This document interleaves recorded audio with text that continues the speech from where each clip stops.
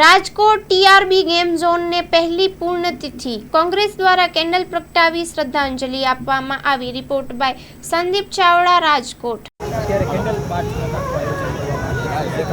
TRB game ઝોનનો જે કાંડ થયો છે, 27 લોકોના નિર્દોષ લોકોના જે મૃત્યુ થયા છે, એમાં કોંગ્રેસ પક્ષ દ્વારા એક અઠવાડિયાથી જુદા જુદા કાર્યક્રમ કરવામાં આવ્યા છે।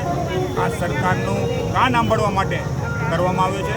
તંત્રએ નિર્દોષ લોકોના જે મોત થયા છે એને ન્યાય નથી મળ્યો।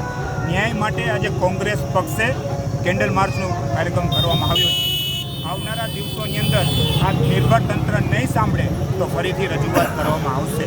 અને જે નિર્દોષ લોકો, જે 27 લોકોના મૃત્યુ થયા છે, અમારી માગણી એવી છે કે એને સરકારી નોકરી મળે, વધારે વળતર મળે।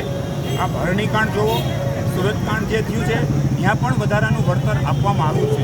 અહીંયા અમુકને થોડું ઓછું, થોડોકને વધઘટ એ કરવામાં આવે છે। વહેલામાં વહેલી તકે સરકાર વળતર ચૂકવે એવી અમારી કોંગ્રેસ પક્ષની માગણી છે। ખાસ તો પીડિત પરિવારના સૂચનો પણ અહીંયા આવ્યા છે। આજનો દિવસ કઈ પ્રકારનો રહ્યો? આજે કરુણ ઘટના બની હતી, જ્યાં સવારમાં હવન પણ કરવામાં આવ્યો હતો સ્થળ ઉપર, ત્યારે પીડિતો પરિવાર, ઓછામાંથી 10 થી 12 પીડિતો પરિવારો છે, આપના માધ્યમથી પણ એને રજૂઆત કરી છે। પણ પીડિતોને ન્યાય મળે એવી અમારી કોંગ્રેસ પક્ષની માગ છે।